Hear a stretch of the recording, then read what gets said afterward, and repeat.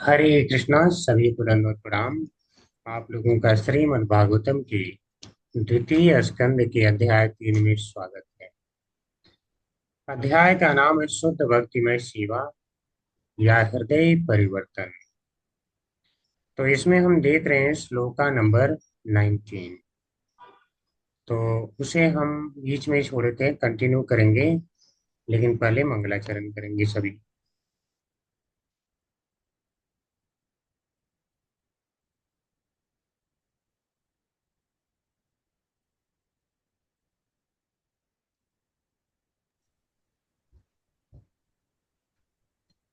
नारायणं नमस्कृत्य नारायणं नारायणं नमस्कृत्य नमस्कृत्य नरं चैव नरोत्तमम् नरं नरं चैव चैव नरोत्तमं नरोत्तमं देवीं सरस्वतीं व्यासं देवीं देवीं सरस्वती सरस्वतीं व्यासं व्यासं ततो जयमुदीरये। ततो ततो जयमुदीरये। जयमुदीरये। नष्टप्रायेष्वभद्रेषु नष्टप्रायेषु नष्टप्रायेषु भद्रेषु भद्रेषु नित्यं भागवत सेवया नित्यं भागवत नित्यं सेवया भागवत सेवया भगवती उत्तमा श्लोके भगवते भगवते उत्तमा उत्तमा श्लोके श्लोके भक्तिरभवती नैष्ठिकी भक्तिर्भवति भक्तिर्भवति नैष्टिकी। नैष्ठिकी।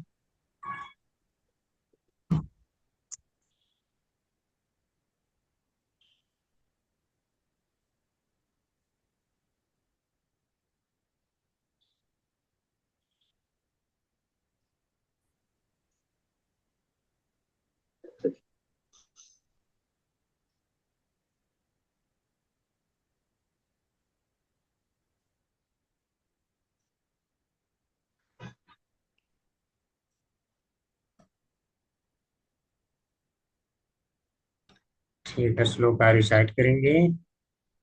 स्वावित खर सर्वेश्वराय हरे।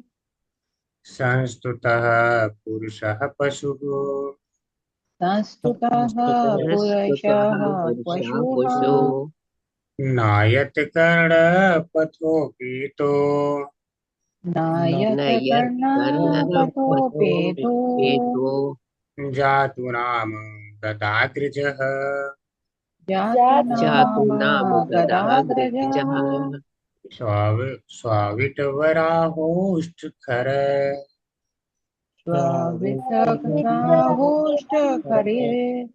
संस्तुतः पुरुषः पशुः विपराः संस्तुतः पुरुषः सस्तु पशुः पुरुषः पशु नायत कर्णपथोपेतो नायत कर्णपथोपेतो यत्कर्णपटोपेतो जातु नाम गदाग्रजः जातु नाम जातु नाम गदाग्रज। गदाग्रजः।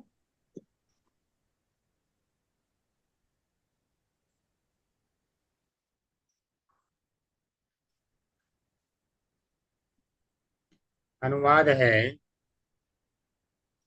कुत्तों, सूकरों, ऊंटों तथा गधों जैसे पुरुष उन पुरुषों की प्रशंसा करते हैं जो समस्त बुराइयों से उद्धार करने वाले भगवान श्री कृष्ण की दिव्य लीलाओं का कभी भी श्रवण नहीं करते।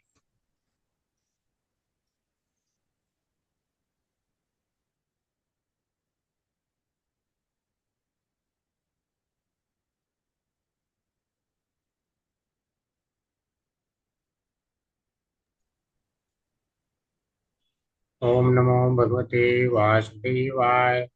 ओम नमो भगवते वासुदेवाय। ओम नमो भगवते वासुदेवाय। ओम अज्ञानतिमिरान्धस्य ज्ञानाञ्जनशलाकया चक्षुरोन्मिलितं येन तस्मै श्रीगुरुवे नमः। श्रीचैतन्यमनोभीष्टं स्थापितं येन भूतले स्वयं रूप कदा मह्यं ददाति स्वपदान्तिकं। वन्देऽहं श्रीगुरो श्रीयुत्पत्तिकमलं श्रीगुरून् वैष्णवांश्च श्रीरूपं साग्रजातं सगण रघुनाथान्वितं तं सजीवम् साद्वैतं सावधूतं परिजनसहितं कृष्णचैतन्यदेवम् श्रीराधाकृष्णपादांश ललिता श्रीविशाखान्तांश नमो ओं विष्णुपादाय कृष्णप्रेष्ठाय भूतले श्रीमते भक्तिवेदांत स्वामिनिति नामिने नमस्ते सारस्वती देवी गौरवाणी प्रचारणे निर्विशेष शून्यवादी पाश्चात्यदेशतारिणे वाञ्छाकल्पतरुभ्यश्च कृपा सिन्धुभ्येव च पतितानां पावनेभ्यो वैष्णवेभ्यो नमो नमः। हे कृष्ण करुणा सिंधु दीनबंधु जगतपते गोपेश गोपिका कांत राधा कांत नमोस्तुते तप्त कांचन गौरांगी राधे वृंदावनेश्वरे वृषभानुसुते देवी प्रणमामि हरिप्रिये। जय श्री कृष्ण चैतन्य प्रभु नित्यानंद श्री अद्वैत गदाधर श्रीवासादि गौर भक्त वृंद नमो महावदन्याय कृष्ण प्रेम प्रदायते कृष्णाय कृष्ण चैतन्य नामनि गौतिषे नमः। हरे कृष्ण कृष्ण कृष्ण हरे हरे हरे राम राम राम हरे हरे हरे कृष्ण कृष्ण कृष्ण हरे हरे हरे राम राम राम हरे हरे हरे कृष्ण कृष्ण कृष्ण हरे हरे हरे राम राम राम हरे हरे हरे कृष्ण। हरे कृष्ण।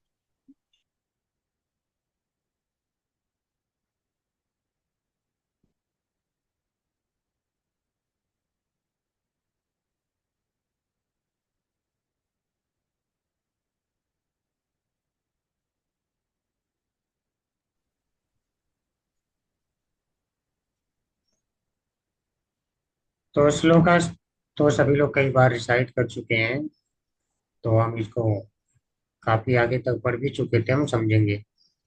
तो थोड़ा सा इसके पीछे का बैकग्राउंड जान लेते हैं, वैसे सभी लोग जानते हैं।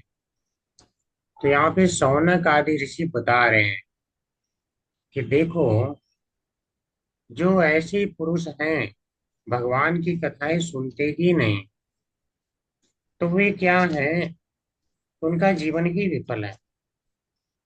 जैसा कि श्लोका नंबर 17 बताया था उन्होंने कि आयुर्हरति वै पुरुषाम् उदयनयस्तं च यन्नशो तस्य ऋते यत् क्षणो नीता उत्तम श्लोक वार्तया।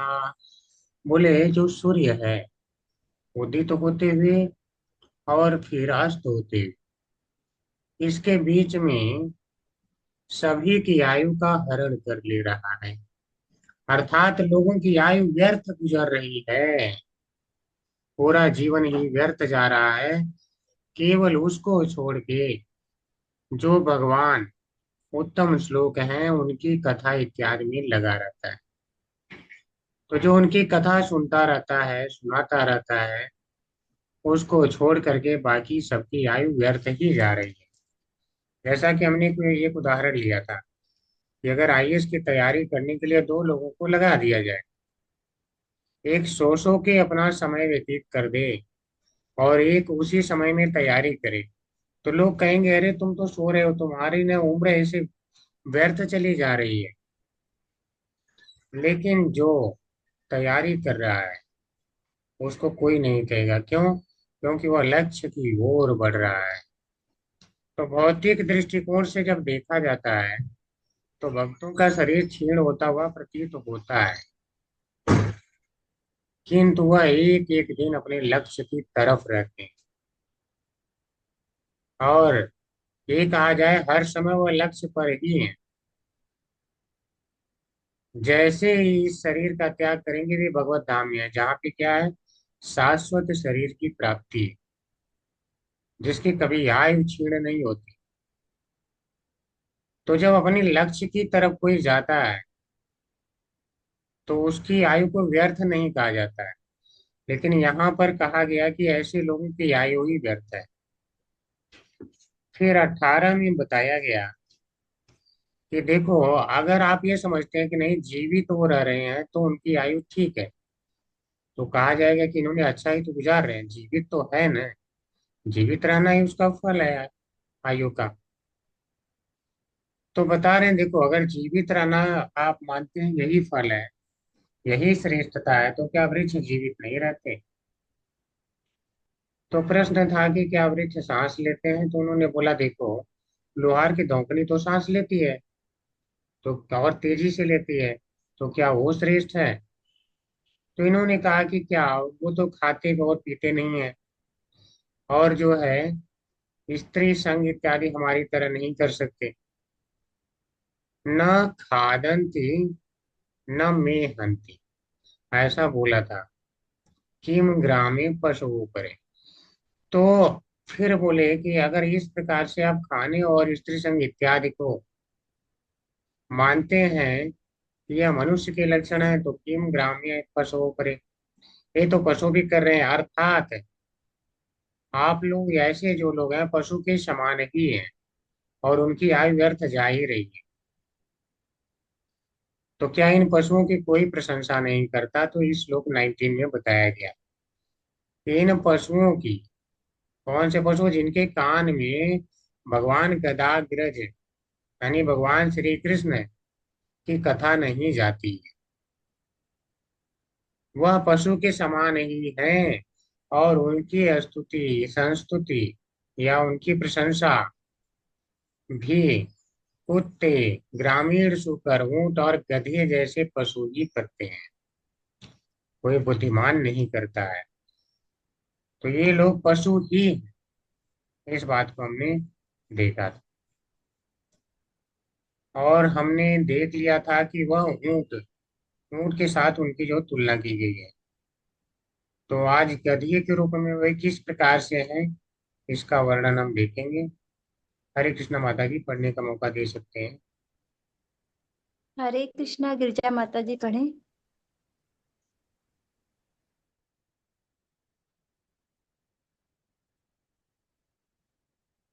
हरे कृष्ण प्रभु जी, हरे कृष्ण माता जी। शील प्रभुपाद की जय। तात्पर्य प्रभुपाद।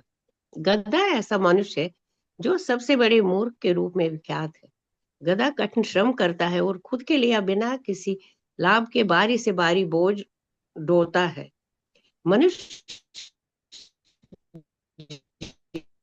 जीवन मूल्यों की मनुष्य माता जी जीवन मेन वाला पढ़िए, सामान्यता है दो भी। माता जी थोड़ा नीचे। नहीं, यही वाला पढ़ना है, वो बाद में पढ़ना है। सामान्यता दो भी गधे, ठीक है प्रभु जी धन्य। सामान्यता दो भी गधे को खा रखता है जिनकी सामाजिक स्थिति सामान्य जनक नहीं होती, और गधे की सबसे बड़ी विशेषता यह है कि गधी द्वारा उसे दुर्गति मारे जाते रहने पर वो उसका असभ्य हो जाता है। जब गधा मैथुन के लिए ललचाता है तो गधी दुर्हति चलाती है, फिर भी गधा मैथुन के लिए उसके पीछे पीछे लगा रहता है। अतः स्त्री के गुलाम मनुष्य की तुलना गधे से ही की जाती है। जन सामान्य इस कलयुग में विशेष रूप से अत्यधिक श्रम करते हैं। इस युग में मनुष्य गधे के कार्य में लगा रहता है। वो भारी बोझा ढोलता है और ठेला तथा रिक्शा खींचता है। मानव सभ्यता के तथा कथित विकास ने मनुष्य को गधे के कार्य में लगा रखा है। बड़ी बड़ी फैक्ट्रियों, माता जी थोड़ा, फैक्ट्रियों तथा कार्यशालाओं में भी श्रमिक गण ऐसे भारी काम में लगे रहते हैं, और दिन भर कठिन श्रम करने के बाद फिर भी बेचारे मजदूर को घर पर न केवल काम सुख के लिए अपितु अनेक घरेलू कार्यों के लिए उसकी स्त्री ललित्याती है, हरे कृष्ण, आगे लत्याती। कोई और पढ़ सकते हैं। हरे कृष्ण माता जी, नेक्स्ट पैरा कोई और पढ़ सकते हैं। हरे कृष्णा मनीषा पटेल माता जी पढ़ सकते हैं। हरे कृष्ण माता जी। यद्यव श्रीमद् भागवत द्वारा आध्यात्मिक प्रकाश से रहित सामान्य मनुष्य को कुकरों, शुकरों, ऊंटों तथा गधों की श्रेणी में रखा जाना अतिशयोक्ति पूर्ण नहीं है। भले ही ऐसे अज्ञानी जन समूह के नेता तमाम कुकरों तथा शुकरों द्वारा पूजित होने के लिए गर्वित हो, किंतु यह कोई सम्मान नहीं है। भागवत तो खुला घोषित करता है कि कोई व्यक्ति भले ही ऐसे कुकरों सुकरों के वेश में मनुष्यों का नेता हो, किंतु यदि उसे कृष्ण के विज्ञान से अवगत होने में अभिरुचि नहीं है, तो ऐसा नेता भी पशु के अतिरिक्त और कुछ नहीं है। उसे शक्तिशाली प्रबल पशु या बड़ा पशु कहा जा सकता है, किंतु श्रीमद् भागवत के अनुसार उसे अपने नास्तिकतावादी स्वभाव के कारण मनुष्य की कोटि में कभी नहीं रखा जा सकता, अथवा दूसरे शब्दों में कुकरो शुकरो जैसे, माता जी थोड़ा पेज डाउन करिए, शुकरों जैसे व्यक्तियों के ईश्वर विहीन नेता पशुओं से भी बढ़कर है, जिनमें पाशविक गुणों का अनुपात अधिक है। हरे कृष्ण। हरे कृष्ण माता जी।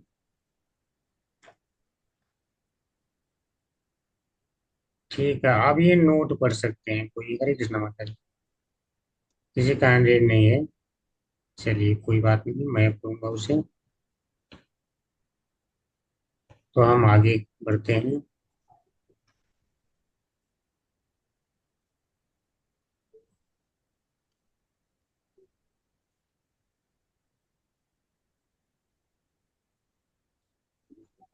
ठीक है, तो ये श्रील प्रभुपाद जी का ही तात्पर्य है, उसको इस फॉर्मेट में लिखा गया है और थोड़े से कुछ पिक्चर्स डाले गए हैं ताकि जल्दी समझ में आए, क्रिएटिव बनाने के लिए। तो वहां से हम देखते हैं, गधा ऐसा पशु है जो पशुओं में सबसे बड़ा मूर्ख माना जाता है। ये सभी को स्पष्ट है, इसमें कुछ एक्सप्लेनेशन नहीं चाहिए।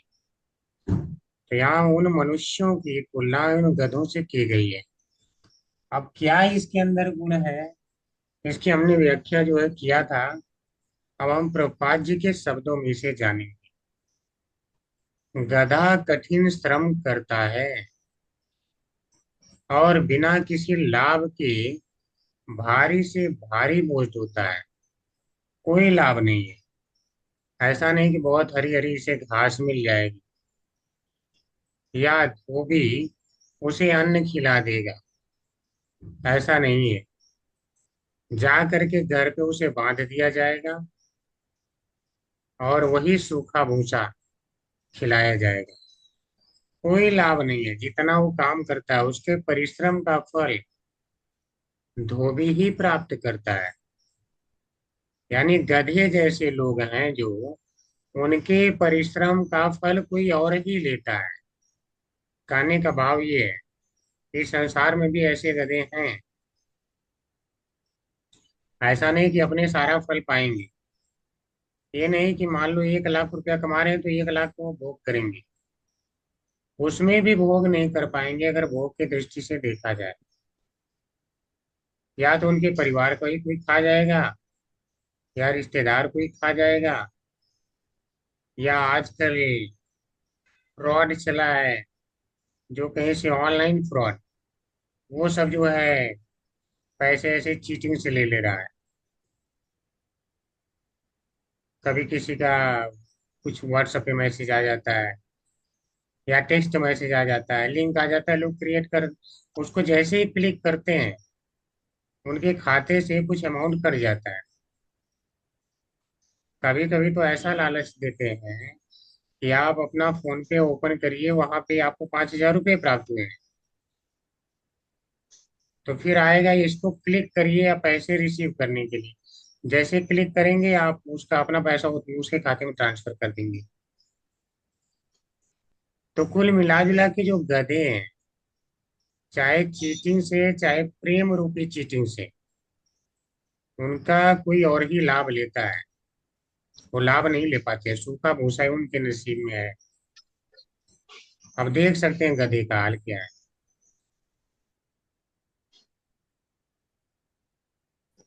परम पूज्य राधा गोविंद महाराज कहते हैं कि इतना जो है ये लाद के ले जाता है कपड़े, क्या इसको ये कपड़े तक मिलते हैं? कुछ नहीं मिलता है, कुछ नहीं प्राप्त होता है। जो जो चीज का को लादता है उनमें से किसी का भोग नहीं है प्राप्त कर पाता। तो इससे तुलना क्यों की गई है, तो प्रभुपाद जी बता रहे हैं। सामान्यतः धोबी गधे को रखता है जिसकी स्वयं की स्थिति सम्मानजनक नहीं होती। और गधे की सबसे बड़ी विशेषता, कौन सी विशेषता? सबसे बड़ी यह है कि गधी द्वारा उसे दुलत्ती मारे जाने पर वह उसका अभ्यस्त हो जाता है। समझ रहे हैं? करें धोबी जो गधे को रखता है, वो जो धोबी है उसका भी कोई खास सम्मान नहीं होता है। ऐसा नहीं है कि देखो लोग कहेंगे हाँ आज भी वो धोबी साहब आने वाले हैं, तो उनके लिए टेबल और चेयर लगा दो। बहुत ऐसा नहीं कि उसकी सम्मानजनक स्थिति है। धोबी की स्थिति कुछ सामान्यजनक नहीं है। हाँ, हालांकि आज धोबी का रूप थोड़ा सा बदल गया है। ड्राई क्लीनर्स नाम रख दिया ना, ड्राई क्लीनर्स। और आप जाते हैं, थोड़ा सम्मान से बात करते हैं, रूप उसका बदल दिया। और सम्मान इसीलिए है क्योंकि वो गधे को मार नहीं रहा है, अब स्वयं गधे की तरह उसमें लगा है साफ करने में कपड़े। आप कहेंगे प्रभु जी तब भी तो धोबी करता ही था। ठीक है, हाँ करता था, तब भी करता था। तो तब भी कोई ज्यादा सम्मान नहीं था, आज भी कोई सम्मान नहीं है। ऐसा नहीं कि बुला करके उसे कहीं प्राइज दिया जा रहा है कि देखो ये ड्राई क्लीनर्स हैं हमारे भारत के सबसे अच्छे ड्राई क्लीनर्स। हिंदी में कह देंगे धोबी तो खराब लग जाएगा। कहीं कहीं हिंदी बोलना थोड़ा खराब हो जाता है ना। उनको ऐसी भाषा में बोले, इंग्लिश में बोलो तो खराब नहीं लगेगा। अभी जैसा कि हमारे कुछ महान आचार्य ने बोल दिया था आज के सामाजिक परिप्रेक्ष्य में, जैसे प्रेमानंद जी महाराज हैं, अनिरुद्धाचार्य जी महाराज हैं, तो इन्होंने बोल दिया था जो है कि शादी के पहले जो लिविंग इन रिलेशनशिप में रह रहे हैं, अब इंग्लिश में बोला तो तब तक खराब नहीं था, अब बोल दिया जो चार चार के साथ रह रहे हैं वो गलत है, आध्यात्मिक उन्नति के लिए ठीक नहीं है। देखिए पशु के समान आप रहिए अगर आध्यात्मिक उन्नति नहीं करना है तो, लेकिन आध्यात्मिक उन्नति करना है तो पशु के समान आप नहीं रह सकते, तब नहीं रह सकते। ये बिल्कुल ही अलाउड नहीं। इंद्रियों पे नियंत्रण होना चाहिए। अब वहां इतने लोगों के साथ रहने का कोई अच्छा फल नहीं है। यहाँ वो आध्यात्मिक जीवन में प्रगति कर रहे हैं, तो उस पे लोगों ने विवाद ही खड़ा कर दिया। अब उसमें अगर नाम वो बदल के कह देते कुछ इंग्लिश में, हाँ लिविंग इन में रह रहे हैं, तब तक खराब नहीं था, इंग्लिश में खराब नहीं था। हाँ तुम्हारा फर्स्ट नाइट स्टे उसके साथ कैसा रहा, लिविंग इन में कोई खराब नहीं है।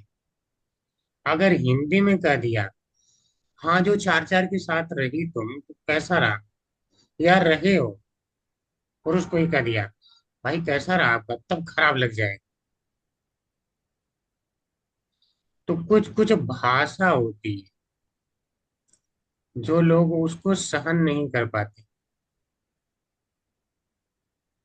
बदल के कहेंगे तो उनको अच्छा लगेगा।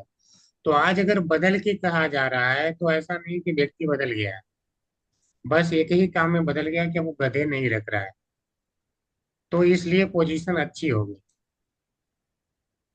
किसी को परेशान नहीं कर रहा है तो पोजीशन अच्छी होगी। तो धोबी का कहने का यही भाव कि ऐसा नहीं कि उसका बहुत ज्यादा सम्मान हो रहा है, लेकिन उसके पीछे गधा पागल है। अब सोच रहा है ये धोबी मुझे नहीं देखेगा तो मेरा क्या होगा, शाम को सूखा भूसा कौन खिलाएगा। सुनो। अच्छा माता जी लग रहा म्यूट नहीं है।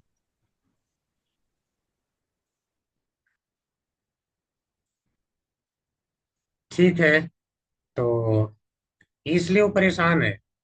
और जबकि चाहे तो वहां से स्वतंत्र होकर के भाग जाए तो उसे हरी हरी घास मिलेगी जंगल, लेकिन भाग नहीं रहा है। तो आज के मानव की भी यही स्थिति। वो चाहे तो ऐसी भारी भारी जिम्मेदारी से हटके भगवान की भक्ति में लग सकता है और आगे बिल्कुल क्लियर मार्ग है, लेकिन डर के मारे नहीं लग रहा है। और तो और उसकी इच्छाएं इसीलिए करें, गधी के द्वारा दुलत्ती मारे जाने पर भी वह उसका अभ्यस्त हो जाता है। आप देखिए, अगर किसी को लात मारा जाए तो वास्तव में ये खराब लगना चाहिए, ये नेचुरल स्थिति है। अगर कहा जाए किसी की नेचुरल स्थिति है क्या, तो लात मारने के या बुरा करने पे उसे बुरा लगना चाहिए, लेकिन नहीं लग रहा है, इसका मतलब बुरा सहने का वो अभ्यस्त हो गया है। तो आज के समाज में यही है, आज के समाज में यही हो रहा है। जब गधा मैथुन के लिए ललचाता है तो गधी दुलत्ती चलाती है, फिर भी गधा मैथुन के लिए उसके पीछे पीछे लगा रहता है। अतएव पत्नी के गुलाम की तुलना गधी से की जाती है। अब देख रहे हैं यहाँ पे पत्नी कैसे मार रही है, यहाँ पे इधर से इधर भी क्या से क्या कंडीशन बना डाला है। तो जो पत्नी का गुलाम है वो गधा ही है। देखिए, भक्तों पे ये बातें लागू नहीं होती, तो ये कभी नहीं सोचना है कि हमसे हमको कहा जा रहा है। यह उनके लिए है जिनका आध्यात्मिकता से कोई लेना देना नहीं है। जो माता जी लोग भक्त हैं वो अपने अपने पति जी का बहुत ज्यादा सम्मान करती हैं। क्यों? क्योंकि उनके भी पति भक्त हैं, वैष्णव हैं, और उनको पता है कि हमने अगर इनका अपराध किया तो वैष्णव अपराध हो जाए। तो ये भी पता है, शास्त्र का ज्ञान है, तो शास्त्र के ज्ञान के कारण वो गधे नहीं है। लेकिन जहां ये नहीं है वहां पे क्या है, गधे ही हैं। तो फिर करते क्या क्या है कि गधे कहा जाए? तो कह रहे हैं जन सामान्य इस कलयुग में विशेष रूप से अत्यधिक श्रम करता है, गधे की तरह श्रम। वह गधे के कार्य में लगा रहता है, वह भारी बोझा ढोता है और ठेला तथा रिक्शा खींचता है। समझ रहे, इतने भारी काम के लिए मानव नहीं बना है। ठीक है, अगर ज्यादा से ज्यादा गृहस्थ आश्रम किया है 8 से 10 घंटे कर लो। अगर इससे ज्यादा व्यक्ति कर रहा है तो समझो क्या है, ऊंट की तरह अपना ही खून पी रहा है।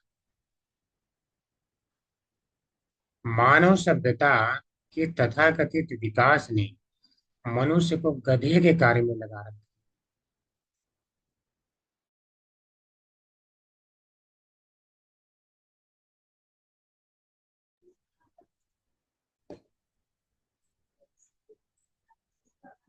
बड़ी बड़ी फैक्ट्रियों तथा कार्यशालाओं में भी श्रमिक गण भारी काम में लगे रहते हैं और दिन भर कठिन श्रम करने के बाद फिर से बेचारे मजदूर को घर पर न केवल काम सुख के लिए अपितु अनेक घरेलू कार्यों के लिए उसकी स्त्री लतियाती है।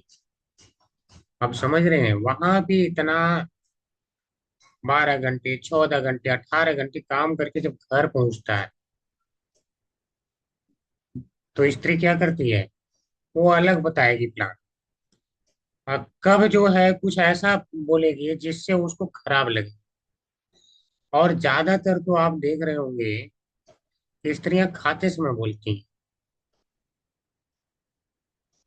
खाते समय, ताकि वो व्यक्ति भाग भी ना सके घरेलू कार्यों के लिए। यानी 18 घंटे का काम करके आए वो कम नहीं है, अभी आओ घर पे करो गधे की तरफ, फिर से सामान लाओ, बार बार मार्केट जाओ, तब तक बच्चे की फीस हो गई, तब तक बच्चे का पीटीएम हो गया, फिर भिन्न भिन्न कार्यों के लिए। और काम सुख के लिए लतियाती तो छोड़ दो, आजकल क्या हाल हो गया आप लोग समझ रहे हैं। शास्त्र चक्षु नहीं है तो क्या हो गया है, आए दिन लोग काट के फेंके जा रहे हैं। जिससे विवाह हो रहा है, अच्छी अच्छी पोजीशन है, ऐसा नहीं कि कोई कमी है खाने की, लेकिन फिर भी उनको मार के फेंक दे रही हैं। और ऐसा नहीं कि केवल माता जी लोग ही कर, माता जी तो नहीं कर सकते ऐसे लोगों को, ऐसा नहीं कि स्त्रियां ही कर रही हैं, ऐसा नहीं है, पुरुष लोग भी कर रहे हैं, नाम बदल के। तो कहीं किसी से विवाह कर लेंगे या उसके साथ रहेंगे, फिर धोखा करके काट के फेंक देते हैं। कई कई तो फ्रिज में बंद कर देते हैं काट के, या जंगल में उसको जो है जमीन के अंदर दफना के चले आते हैं। तो ऐसा ही सब क्या है, केवल काम सुख। तो ये गधों की क्या काम है कि गधों के तरह दुलत्ती खा रहे हैं, और दुलत्ती के आजकल तो जीवन ही गंवा दे रहे हैं। क्यों? क्योंकि भागवत रूपी प्रकाश नहीं है इनके पास।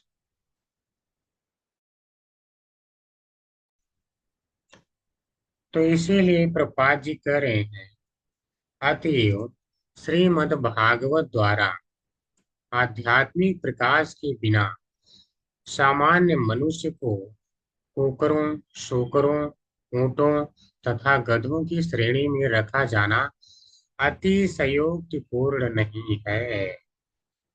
श्रीमद् भागवत के प्रकाश द्वारा, समझ रहे हैं, श्रीमद् भागवत से क्या मिल रहा है? प्रकाश मिल रहा है।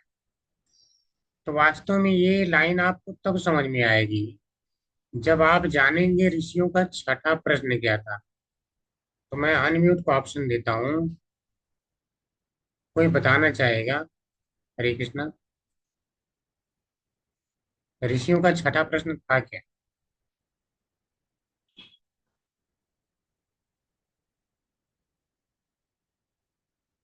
भूल गए? छठा प्रश्न किसी को नहीं याद आ रहा है? कोई बात नहीं, फिर आप लोगों से अनम्यूट का अधिकार वापस लिया जाता है। तो छठा प्रश्न ऋषियों का यह था कि जब भगवान श्री कृष्ण अपने धाम में चले गए, तो भगवान कृष्ण रहते हैं तो धर्म की स्थापना करते रहते हैं, लोगों को ज्ञान देते रहते हैं। धर्म की स्थापना अर्थात उचित ज्ञान प्रदान करना। लेकिन जब भगवान ही चले गए, तब क्या हुआ? जब अपने धाम में चले गए तब क्या हुआ? तो ऋषियों का एक प्रश्न था कि ब्रूहि योगेश्वरे कृष्णे ब्रह्मणे धर्म वर्मणि कृष्णे स्वधामोपगते धर्म ज्ञानादि कृष्ण स्वधामोपगते। जब भगवान कृष्ण चले गए अपने धाम में, तब क्या हुआ? तब क्या हुआ जब धर्म इत्यादि के साथ चले गए? तो वहां पे फिर बताया सूत गोस्वामी ने, कृष्णे स्वधामोपगते धर्म ज्ञान आदि सह कलौ नष्ट दृशामेश पुराणो वर्गो अधुनोदिता। फिर ये बताया, यानी कृष्णे स्वधामोपगते, जब श्री कृष्ण भगवान अपने धाम में चले गए, धर्म ज्ञान आदि भी साथ, धर्म ज्ञान आदि तो फिर समझो साथ ही चला गया। तो अब लोगों को ज्ञान का प्रकाश कहाँ से मिलेगा? और आध्यात्मिक ज्ञान का प्रकाश नहीं होगा तो लोग क्या करेंगे? कुकर, सूकर, ऊंट, गधों की तरह जीवन बिताएंगे। तो कह रहे हैं, पुराणों अर्को अनुमोदिता, सूर्य के समान प्रकाश करने वाला यह श्रीमद् भागवत रूपी पुराण प्रकट हुआ, जो कलौ नष्ट दृशामेश, कलयुग के कलयुग के अज्ञान से लोगों की रक्षा करे। तो कलयुग से रक्षा करने वाला श्रीमद् भागवत है। और अगर श्रीमद् भागवत ही कोई नहीं सुनेगा तो क्या है? तो वह पशु के समान है। इसीलिए करें ना यत कर्ण पशु के, तो जिसके कान में नहीं जा रहा है ये कथा, वह पशु के समान है, यानी उसे इसी श्रेणी में रखा जाना चाहिए। भले ही ऐसे अज्ञानी जन समूह के नेता तमाम शूकरों द्वारा पूजित होने के लिए गर्वित हो, किंतु यह कोई सम्मान नहीं है। समझ रहे हैं? ये अज्ञानी है, वो भी अज्ञानी है और ये नेता भी अज्ञानी है। तो अगर ये इसकी पूजा कर रहे हैं नेता की, तो ऐसा नहीं बहुत बड़ा सम्मान हो गया। बस आप ऐसे जानिए, आप जो है बहुत बड़े ज्ञानी, बहुत बड़े ज्ञानी। मान लो श्रील प्रभुपाद जी जैसे अगर आप, अगर कोई हो सके तो, बट हो नहीं सकता। मान लो वही है प्रभुपाद जी, और प्रभुपाद जी को तो सारा ही ज्ञान है, वो सारा कुछ जानते हैं। और वहां पर जा करके कुछ ऐसे मनुष्य लोग कहें, अरे आपको हम इनाम देना चाहते हैं, आपको हम मेडल देना चाहते हैं, आपका ज्ञान बहुत अच्छा है। तो बताओ, उनके कहने का कोई मतलब निकलता है ज्ञान बहुत अच्छा है? उनको क्या पता है ज्ञान अच्छा है कि नहीं है? अर्थात ऐसे लोगों से अगर कोई प्रशंसा पाए जिनको कुछ पता ही नहीं है, तो ये बहुत बड़ी बात नहीं होती है। हाँ, वह सम्मान दे जिसको कुछ ज्ञान है। जैसे अभी क्या, आ, आपने देखा था जब कुंभ मेला लगा था, उस समय प्रभुपाद जी को जो है जगत गुरु की उपाधि दिया गया। तो ऐसे लोगों के द्वारा दिया गया जो जानते हैं आध्यात्म को। तो इसका अर्थ होता है, इससे गर्वित हो सकता है व्यक्ति, लेकिन शूकर कुकरों के द्वारा प्रशंसित किए जाने से गर्वित नहीं हो सकता। तो यहाँ नेताओं की अगर प्रशंसा कर भी रहे प्रशंसा, तो शूकर कुकर के ही तो समान है। तो यहाँ पे देखिए, इतना कहने का जो भाव था कि देखो वृक्ष भी लंबे समय तक जीते हैं और धौकनी सांस लेती है, ये सब कुछ जो बताया गया, कहने का भाव ये है कि चाहे कुछ भी कोई करता हो, अगर भगवान की कथा नहीं सुनता तो पशु ही है। धर्मेण हीना ही पशु भी समाना, धर्म से हीन तो पशु ही है। भागवत तो खुला घोषित करती है कि कोई व्यक्ति भले ही ऐसे कुकरों शुकरों के वेश में मनुष्यों का नेता हो, किंतु यदि उसे कृष्ण के विज्ञान से अवगत होने में अभिरुचि नहीं है, तो ऐसा व्यक्ति पशु के अतिरिक्त और कुछ नहीं है। समझ रहे हैं? बिल्कुल वही बात बता रहे हैं। अगर वह कृष्ण के बारे में नहीं जानना चाहता या ना जानता है, तो पशु ही है और कुछ नहीं होगा। उसे शक्तिशाली प्रबल पशु या विशाल पशु कहा जा सकता है। तो वो ज्यादा बड़ा पशु है। मान लो कि उसको सम्मानित कर रहे हैं, ये सम्मानित कर रहा है, वो सम्मानित, सारे मिलके। तो एक कुत्ता, एक गधा, एक मतलब ऐसे ऊंट है, एक वीटवरा है, ऐसे सारे मिल के कर रहे हैं। और जिसको कर रहे हैं उसके अंदर सारे गुण है। इसका मतलब वो क्या है, विशाल पशु या महापशु है। किंतु श्रीमद् भागवत के अनुसार उससे अपने नास्तिकतावादी स्वभाव के कारण मनुष्य की कोट में कभी नहीं रखा जा सकता। अगर वो व्यक्ति नास्तिक है, भगवान के बारे में सुनना नहीं चाहता, न जानता ही है, जिसके कान से आज तक भगवान कथा गुजरी नहीं, तो उसे मनुष्य की कोटि में नहीं रखा जा सकता। तो करें, कभी नहीं रखा जा सकता। आप देखे होंगे। अब चलिए एक प्रश्न ले लेते हैं। चार प्रकार के लोग होते हैं जो भगवान की भक्ति करते हैं, और चार प्रकार के लोग होते हैं जो भगवान की भक्ति नहीं करते। तो कोई बता सकता है कौन कौन से हैं? पहले जो करते हैं, फिर जो नहीं करते।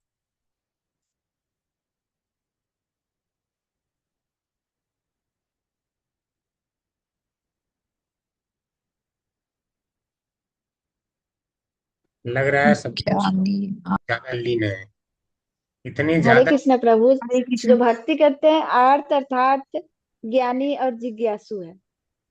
हाँ जो माता नहीं जी, करते हैं उसमें तो एक नराधम है और तीन तो प्रभु जी भागवत गीता से है, लेकिन याद नहीं आ रहा है, श्लोक है।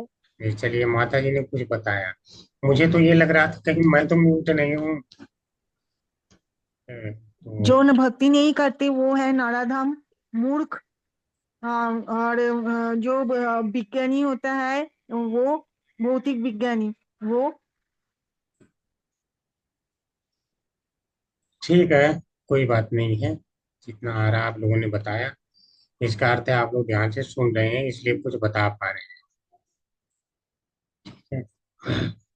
तो वहां पे उन्होंने क्या बताया कि चतुर्विधा भजन्ते माम जना सुकृतिनो वर्जुन आर्तो अर्थार्थी जिज्ञासु ज्ञानी च भरत ऋषभ।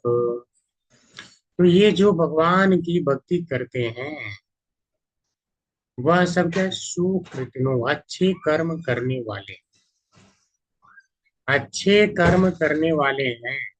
और अच्छे कर्म यानी कर्म करने वाले हैं। तो ये कर्म का अधिकार और कर्म फल का मनुष्य योनि में ही चलता है। तो ये सुकृतनो है।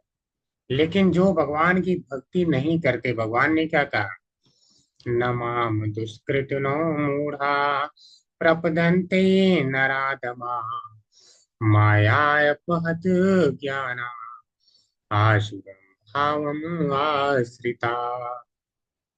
न माम दुष्कृतनो, दुष्कृतिनो यानी जो गलत कार्य करने वाले हैं, जो शास्त्र के विपरीत चलने वाले हैं।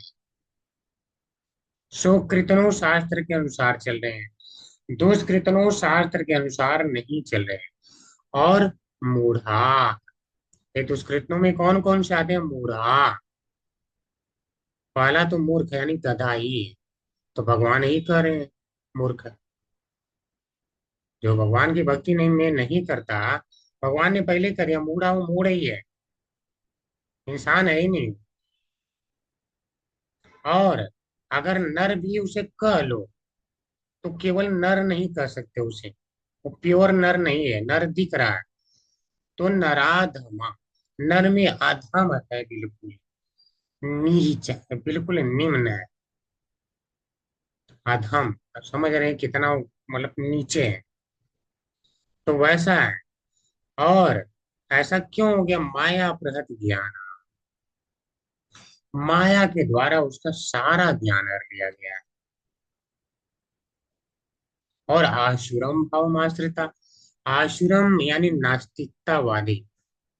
तो ऐसा व्यक्ति क्या होता है, नास्तिकतावादी। असुर को नास्तिक कहते हैं। नहीं मानता भगवान की सत्ता, लात खाता फिर भी नहीं मानता। बार बार भगवान मार के आती है फिर भी तब तक एक बार मान लो ब्रह्मा जी की तपस्या की, अगली बार शिव जी के पास जाए, अब फिर अगली बार फिर भगवान मार देते हैं।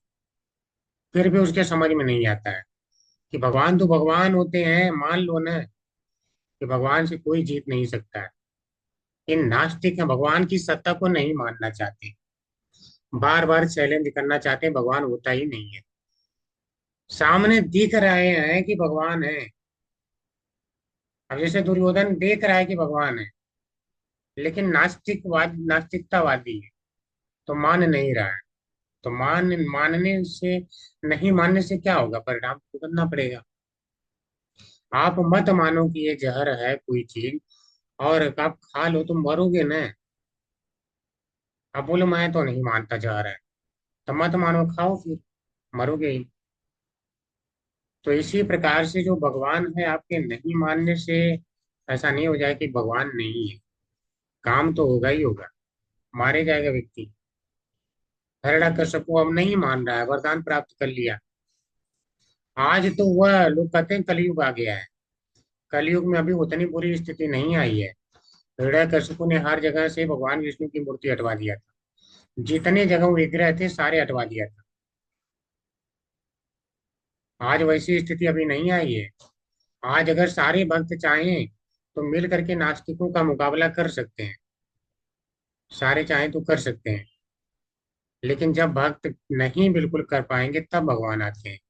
तो भगवान चाहते हैं कि भक्त मिलके सामना करें, विरोध करें, हाथ पे हाथ धर के मत बैठे रहें। अगर कोई भगवान को कुछ कह रहा है तो बोलो ना, "हाँ भाई, तुम्हें नहीं समझ में आ रहा है तो आओ हमारा कोर्स ज्वाइन करो, सीखो।" बट बिना सीखे तो नहीं बोल सकते हो। सीखे ही नहीं हो तो क्यों बोल रहे हो, आ जाओ सीख लो।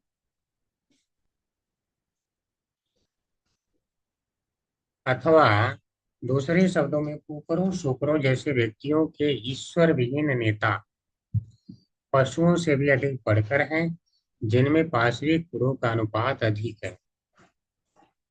ठीक है, प्रभुपाद जी ने नीचे नोट दिया था, नोट देख लेते हैं। वास्तव मनुष्य जीवन का फिर से उद्देश्य बता रहे हैं। मनुष्य जीवन मूल्यों की प्राप्ति के लिए है। मूल्य का अर्थ नास्तिक आदमी सोचेगा रुपए की प्राप्ति के लिए, ऐसा नहीं है। आध्यात्मिक मूल्यों की प्राप्ति के लिए है, अर्थात आध्यात्मिक जीवन की प्राप्ति के लिए है। वास्तविक में मूल्य यानी अर्थ यही है।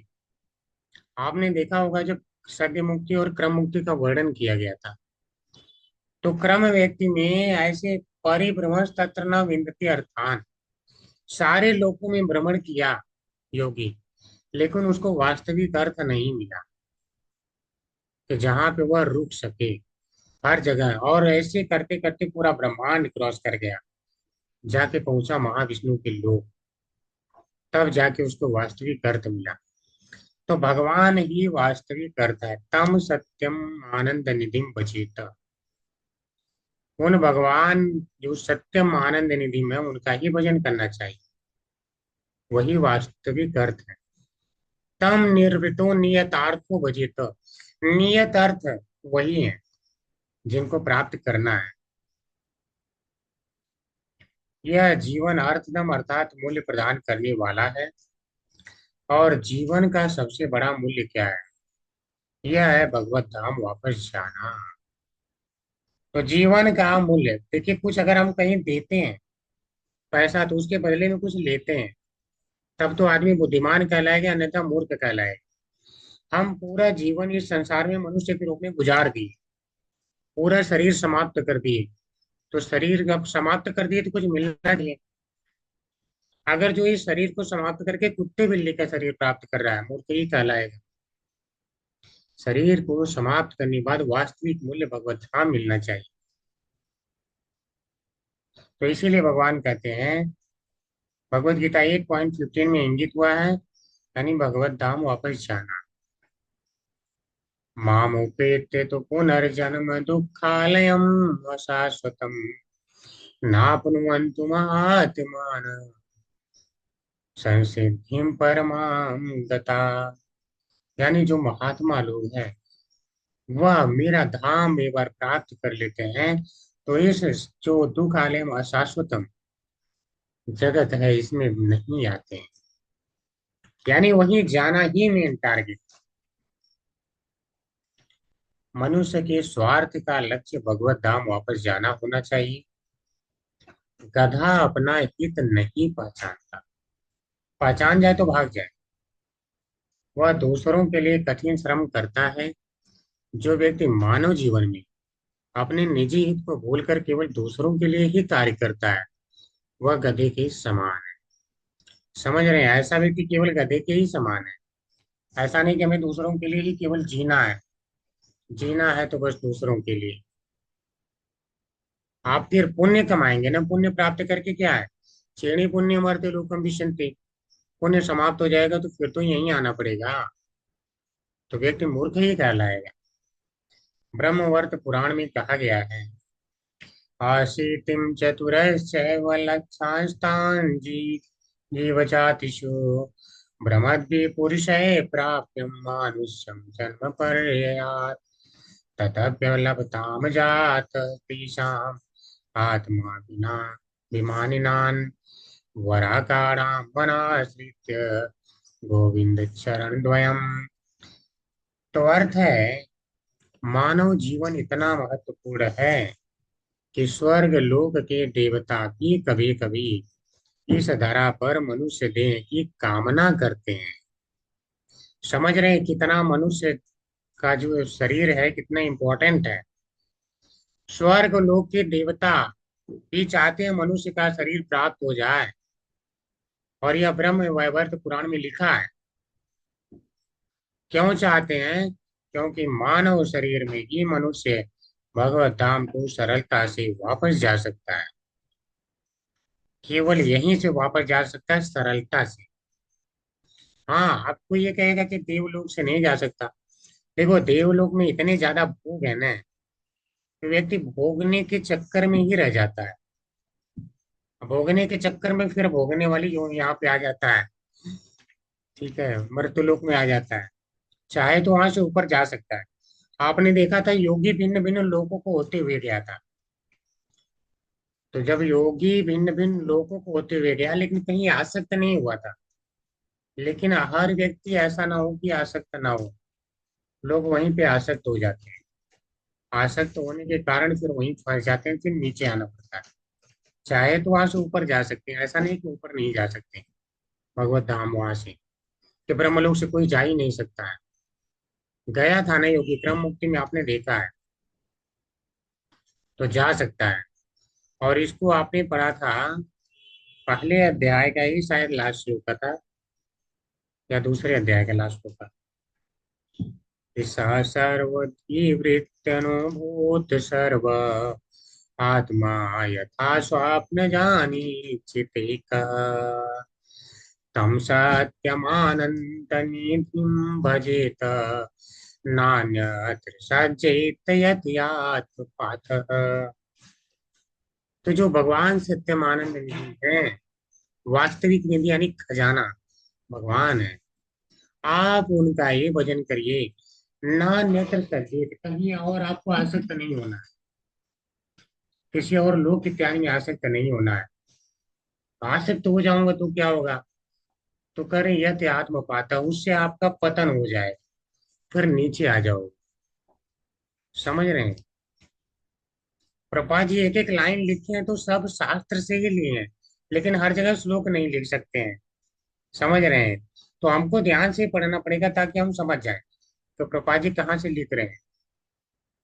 यदि ऐसा महत्वपूर्ण शरीर प्राप्त करके भी कोई गोविंद श्री कृष्ण के साथ अपने भूले हुए नित्य संबंध को पुनः स्थापित नहीं कर पाता, तो वह निश्चय ही मूर्ख है, जिसने अपना सारा स्वार्थ भुला दिया है। यह मनुष्य देह 84 लाख योनियों में क्रमशः घूमने के बाद प्राप्त होती है। देख रहे हैं कैसे कैसे भिन्न भिन्न योनियों में जा रहा है।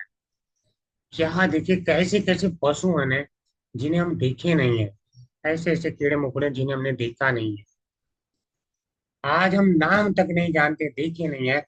वैसी योनियों में व्यक्ति घूमते घूमते किसी प्रकार से मानव जीवन मिला। मतलब जैसे कोई व्यक्ति बहुत बड़े, मान लो कि महल टाइप हो, और वो कैद खाना वहां पे बंद हो, अंधेरा हो, और उसे किसी प्रकार से दरवाजे तक पहुंचा दिया जाए और बोला जाए बस गेट खोलो तुम बाहर हो, और गलती से फिर बोले नहीं यार मेरे को तो अंधेरे में ही जाना है, तो फिर क्या होगा? जाओ फिर मरो, फिर अगली बार पता नहीं कब आ पाओगे वहां पे। तो यही हाल है। मनुष्य शरीर वह दरवाजा है जहां से व्यक्ति भगवत धाम जा सकता है। और बेचारा मनुष्य अपने स्वार्थ को भूलकर राजनीतिक उत्थान तथा आर्थिक विकास के नेता के रूप में अन्यों को ऊपर उठाने के अनेक भ्रामक कार्यों में लगा रहता है, संलग्न रहता है। लोग क्या है, मैं एनजीओ चलाऊंगा, मैं लोगों का विकास करूंगा, मैं नेता बन जाऊंगा, मैं यहाँ विकास करके दिखाऊंगा, ये सारे भ्रामक कार्य हैं। तो अब लोग कहेंगे अगर कोई करेगा ही नहीं तो लोगों का क्या होगा, जनता को आगे कौन ले जाएगा? तो प्रभुपाद जी ये नहीं करे, करना ही नहीं है। करना है तो कैसे करना है वो बता रहे हैं। राजनीतिक उत्थान या आर्थिक विकास के लिए प्रयास करने में कोई हानि नहीं है, किंतु मनुष्य को जीवन के असली उद्देश्य को भूलना नहीं चाहिए। तो अगर जीवन के असली उद्देश्य को नहीं भूले तो हानि नहीं है। अर्थात जैसे मान लो एनजीओ चला रहा है, तो आप चलाइए, एनजीओ मना नहीं है, सभी को भक्ति में लगाइए, जितने को आपने वहां पे रखा है सबको भक्ति में लगाइए। आप उन्हें खिला रहे हैं, फ्री का खाना खिला रहे हैं, खिलाइए, भगवान को अर्पित करके खिलाइए, तो आपका यह व्यर्थ नहीं जाएगा। हर एक कर्म भक्ति बन सकता है। अगर गीता पढ़ के व्यक्ति हर एक कर्म को भक्ति में ना बदल पाए तो मूर्ख ही है। और जो पढ़े ही नहीं वो कैसा है? वो तो महामूर्ख है। पढ़े ही ना, जबकि गीता में बताया गया कि हर कर्म को भक्ति कैसे बना सकते हैं। तो नेतागिरी करना बुरा नहीं है। आप लोगों को घूमने के लिए इतने बड़े बड़े पार्क बनवा रहे हैं, स्विमिंग पूल बनवा रहे हैं, बनवाइए मंदिर भगवान का, बढ़िया शानदार मंदिर बनवाइए, लोग जाएंगे, लोगों का शुद्धिकरण होगा। मना नहीं है परोपकार करना, परोपकार की दिशा भगवान की तरफ होनी चाहिए। ऐसे सारे परोपकारी कार्यों को भगवत धाम वापस जाने के साथ जोड़ देना चाहिए। जो मनुष्य यह नहीं जानता वह उस गधे के तुल्य है जो दूसरों या अपने कल्याण की परवाह न करके अन्यों के लिए ही कार्य करता है। ठीक है, तो आज ये समाप्त हो गया चैप्टर। हरे कृष्णा। सभी को आज यहीं पर हम विराम लेंगे, और अगर किसी का कोई प्रश्न है तो कर सकते हैं। हरे कृष्ण प्रभु जी। हरे कृष्णा प्रभु जी। प्रभु जी, ये आपने अभी जो लीडर लोगों की बातें कही ना, लीडर चाहे तो बहुत कुछ कर सकता है, सुधार भी सकता है और हमारे देश को भी आगे ले जा सकता है। लेकिन आजकल ये धंधा हो गया, कोई ईमानदारी से काम करना नहीं चाहता है, सब लूटना चाहते हैं। जो भी आता है एक दिन में करोड़पति बनना चाहता है, इससे हम पीछे आ रहे हैं, आगे नहीं जा रहे। तो जी जी, इसीलिए प्रभुपाद जी ने उसे भ्रामक कार्य कलाप कहा, यानी अपने को भी भ्रम में डाल रहा है, दूसरे को भी भ्रम में डाल रहा जी जी, राइट, बिल्कुल यही है प्रभु जी, ऐसे ही है। है। तो ये अपना जेब भरने के लिए दुनिया को है ना ये घुमा रहे हैं, और कुछ नहीं प्रभु। जी जी अब जब हमारे देखिए ना, हमारे पुराने जो नेता थे प्रभु जी, सादे कपड़े में खादी के अंदर उन्होंने दिन निकाले। आज के आप देखिए, आज के जो हमारे जो बड़े बड़े नेता हैं, उनका कपड़ों का कितना खर्चा, वही देख लीजिए। चलिए प्रभु जी, ज्यादा अब हम जब नहीं नहीं, संसार। एक बता रहा हूँ मैं, ये प्रभु जी वो उसकी बात नहीं हो रही है, मैं एक बता रहा हूँ कि लोगों के रहन सहन और अपना, अब खुद के ऊपर इतना खर्चा कर रहे हैं, तो ये पैसा आता कहाँ से? जी हमारा ही प्रभु पैसा ना, आपका और हमारा। और ये सीधे रास्ते से नहीं आता, उल्टे रास्ते से बात आता है प्रभु जी। जी प्रभु जी, हम लोग क्या चलो है भाई, ना। ये या तो ये हमारा सब्जेक्ट नहीं है, लेकिन एक स्पिरिचुअली हम देखा जाए, ये जब तक नहीं सुधरेंगे तो हम क्या सुधरेंगे प्रभु जी? इनमें ही तो नैतिकता नहीं है। जी प्रभु जी, इसीलिए कहा जा रहा है सबको भागवतम और भगवत गीता पढ़ना चाहिए। देखिए हमारा क्या है, यहाँ पे स्कोप अलग है, तो हम लोग बस प्रेरित लोगों को कर सकते हैं कि आप आइए, जी जी, तो असली नहीं नहीं, ज्ञान जी जी मिलेगा। हम लोग जी, किसी पे कमेंट नहीं कर सकते हैं नाम लेके नहीं या नहीं नहीं, कुछ। नहीं, आप नहीं कर सकते प्रभु जी, नहीं आप नहीं, लेकिन हमको आके हम बोल सकते हैं। नहीं नहीं, हम अब इस क्लास में आप लोग भी मत बोलिए। आप लोग उतना ही बोलिए जितना में लोगों को बर्दाश्त हो जाए। ऐसे ही यहाँ जी पे जी गधे ऊँट बहुत कुछ हम बना चुके हैं। जी, नहीं हरे कृष्ण प्रभु जी, नहीं आप, आपका कह रहे हैं बिल्कुल सही है, आप नहीं बोल सकते। जी लेकिन जी आज की जो दुनिया में चल रहा है उसके बारे में थोड़ा सा हम थोड़ा डिस्कस कर सकते हैं। तो एक 1%, बाकी कुछ नहीं कर सकते, वो फ्रीली तो बोल ही नहीं सकते। परम पूज्य राधा गोविंद महाराज कहते हैं कि जो आज की डेट में एडवाइस है ना, जी एडवाइस भी बहुत संभल के देना चाहिए। वह जी भी जी उसको जी सब लोग बुरा मान जाएंगे, कोई भरोसा नहीं है। तो एडवाइस भी देते समय थोड़ा डर के ही देना चाहिए। कभी जी किसी को जी जी बोल, अब बताया, जैसे मैंने एक छोटा सा उदाहरण लिया, मैं उस पर फिर से ज्यादा नहीं बोलूंगा, फिर से 2 ही लाइन। जैसे उदाहरण लिया कि हमारे दोनों महाराज ने इसीलिए बोला कि आज की जो बच्चियां बेचारी भटक जा रही हैं, कोई काट के फ्रिज में फेंक दे रहा है, कोई कहीं कुछ कर दे रहा है, तो गलत कार्यों को छोड़ के अच्छे कार्यों पे लग जाएं। यही उनका उद्देश्य है कि आए जी भक्ति जी की तरफ थोड़ा बढ़े, उनका ज्ञान बढ़ेगा तो गलत कार्य में खुद ही नहीं जाएंगे। यही जी उद्देश्य था। अब इस एडवाइस को उन्होंने गलत भी ले लिया, तो क्यों बोलना ज्यादा। हम उतना ही बोल सकते हैं जितना आए किसी को समझ में तो आए, ना आए तो फिर भगवान की मर्जी है। सारे जी भगवान जी के बेटे हैं, बेटी हैं, जब भगवान चाहेंगे तो वापस बुला ही लेंगे। तो हम उतना हरे ही कृष्ण प्रयास प्रभु। करेंगे कि प्रभु जितना। जी, वो भी किसी किसी लोगों को ही मतलब बुरा लगा है, वरना जो ठीक लोग हैं उनको वो अच्छा ही लगा है एडवाइस में। जी जी, तो कुछ ही वैसे सोसाइटी के कुछ जो गलत लोग हैं उन्हीं को वो अच्छा नहीं लगा एक्चुअली। तो ये वही है कि अगर मान लीजिए कहीं पे आप दवा लगा रहे हैं, तो लगाते लगाते दर्द वही होगा जहाँ फुंसी होगी। तो वास्तव में जहाँ बुराई है वहीं पे थोड़ा दर्द हुआ है। पर छोड़िए, संसारी बात हो जाएगी। हरे कृष्णा। भागवतम से किसी का कुछ है कोई, या कोई उस पर प्रकाश को डालना चाहता है? हरे कृष्ण प्रभु जी।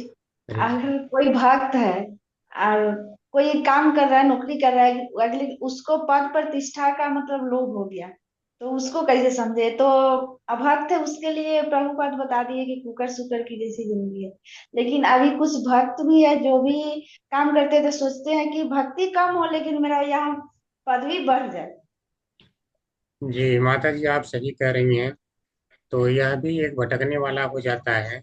जैसे अब ये मान लो कि इंजीनियरिंग के कॉलेज में गए, अगर वहाँ 50 लोग पढ़ रहे हैं, तो इंजीनियर वास्तव में कोई एक या दो ही उनमें से बन पाता है। इसका अर्थ ये नहीं कि वो कॉलेज खराब है। तो इसी प्रकार से हमारी जो संस्थाएं बनती हैं, या जितने यहाँ पे हम देख सकते हैं कि चाहे संप्रदाय लिए गए हैं, चारों संप्रदाय, तो ये कोई भी बुरा नहीं है। लेकिन व्यक्ति अगर वहाँ इच्छा लेके अपनी बैठा होगा, तो जब तक इच्छा होगी तब तक भक्ति का आनंद उसे आएगा ही नहीं। और जब तक आनंद नहीं आएगा तब तक वह जो है बाकी चीजें जो है फिर से पूरा त्यागेगा नहीं। तो वो इसीलिए भगवान ने बोला, काम ऐसा क्रोध ऐसा रजो गुण समुद्भव है, महाअश्नो महापापमा विधेयनम वैरणम। अर्थात ये जो काम है यानी इच्छा है, यह क्या है? यह महाअश्नो सब कुछ खा जाने वाली है। व्यक्ति का जितना भगवत धाम जाने के लिए प्रोग्रेस किया ना, सब खा जाए। महाअश्नो महापापमा, ये महापापी है इच्छा ही। बहुत यानी काम बहुत पापी है, ये महापापी। वेद ये नम ये वैरिडम, इस संसार में इसे ही तुम अपना सबसे बड़ा शत्रु मानो, भगवान कह रहे हैं। तो लोगों की जब तक इच्छाएं होंगी तब तक वो जो है भगवान की भक्ति में पूरा लीन नहीं होंगे। और दूसरा, या तो वो पूरा लीन हो जाए तो इच्छा स्वतः भगवान समाप्त कर देंगे। ठीक है, नष्ट प्रायसो अभद्रेशो नित्यम भागवत सेवया। अगर वो नित्य में लगे रहे तो उसके अभद्र यूं ही मिट जाएंगे। लेकिन वो लगा नहीं रहता है, तो अब उसको पद प्रतिष्ठा में लोभ होना स्वाभाविक है, तो हो जाता है। तो सारे ऐसे निकले जाएंगे जो भक्त के रूप में दिख रहे हैं। इसीलिए हमें भक्तों से भी सावधान रहना चाहिए। अगर भक्त का वही पहचान है, अगर भगवान से हटके कुछ बात कर रहा है, तो समझिए भक्त नहीं है। भक्त किसी भी बहाने भगवान पे ही आएगा। मत चित्ता मत गति प्राणा, वह लागू होता है उसके ऊपर, जब खाना खा ले। नहीं हमेशा चित्त लगा। जी माता जी। हरे कृष्णा प्रभु जी मेरा एक क्वेश्चन बलराम पूर्णिमा से मैंने एक लेक्चर सुना था, तो उसमें बताया जा रहा था कि भगवान कृष्ण के प्रथम जो है विस्तार जो है बलराम जी हैं। तो बलराम जी से ही सारे जितने हमारे क्षीरोदच्छा है, कर्णोदच्छा है, सारे विष्णु हैं। और जितने भी सारे उसके बाद सारे सत्ता वे अवतार हैं, सब उन्हीं से ही धीरे धीरे डेवलप होते हैं। तो हाँ, जो अब कहना हम तो खा लेते। ये प्रभु जी जानना चाहते हैं कि भगवान राम को जैसे हम और फिर आदत पड़, मानते वहाँ हैं, आदत पड़ गई तो ना ये क्या खाने हमारे की आगे। कृष्ण तत्व मूल तत्व है कि ये हमारे बलराम से जो विस्तारित रूप है उसमें आते हैं प्रभु जी?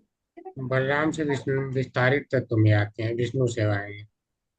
अच्छा, विष्णु राम तत्व में आते हैं प्रभु जी। जी। तो क्या हर कल्प में ये किसी कल्प में इनका ज्यादा कार्यकलाप, जैसे जैसे अभी अभी हम लोग रिसेंटली भगवान के नियर अबाउट हुए थे, 5,000 वर्ष पहले ही बस बस, भगवान ठीक है अवतार लिए थे यहाँ पर। तो क्या कृष्ण भगवान माता का भी, राम जी। का भी किसी और कल्प में प्रभु जी हुआ है क्या, कि इसी?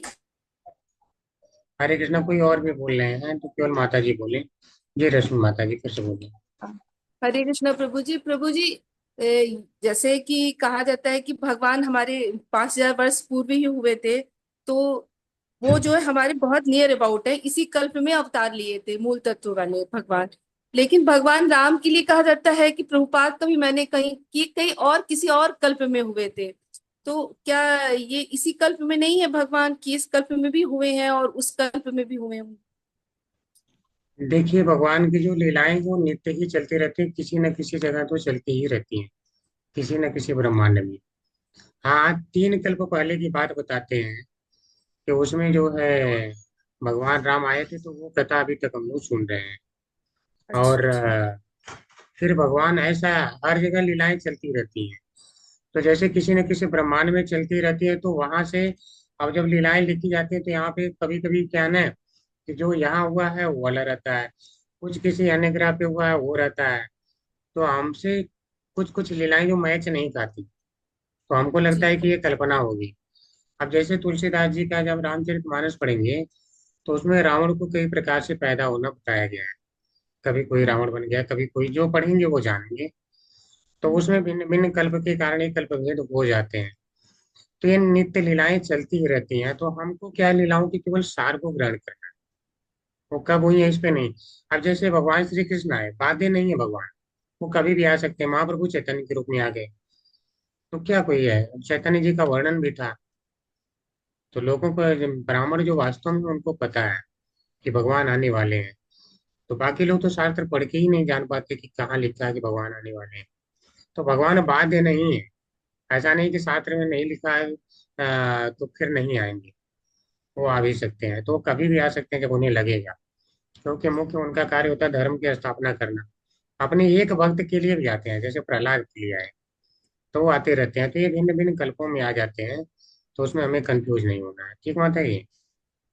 ठीक ठीक प्रभु जी, बस यही था कि 12 भगवान के ब्रह्मा जी के 12 घंटे में 1000 कल्प आते हैं ना प्रभु जी। नहीं, 1000 कल्प नहीं। कल्प को कहते हैं एक दिन, जो ब्रह्मा जी का एक दिन होता है उसे एक कल्प कहा जाता है। ठीक माता जी। जी जी। जी। हरे कृष्णा प्रभु जी, पंचांग। हरे कृष्ण माता जी। ठीक है, और किसी का कुछ। हरे कृष्णा प्रभु जी, ये क्लास प्रतिदिन प्रभु जी 7 बजे या 8 बजे होता है प्रभु जी? प्रभु जी 7:30 से ही क्लास शुरू रहती है। जी प्रभु जी। ठीक है, तो ठीक है, किसी कोई प्रश्न नहीं है, चलते हैं, आज काफी लंबा चला गया। वाञ्छाकल्पतरुभ्यश्च कृपा सिन्धुभ्येव च पतितानां पावनेभ्यो वैष्णवेभ्यो नमो नमः। अनंत कोटि वैष्णव वृंद की जय। जय जय प्रभुपाद की जय। जय जय देव की जय। जय। सभी को धन्यवाद हरे प्रणाम। हरे हरे कृष्णा कृष्ण प्रभु जी, प्रभु जी। सादर प्रणाम। हरे कृष्णा प्रभु, पंचांग प्रणाम।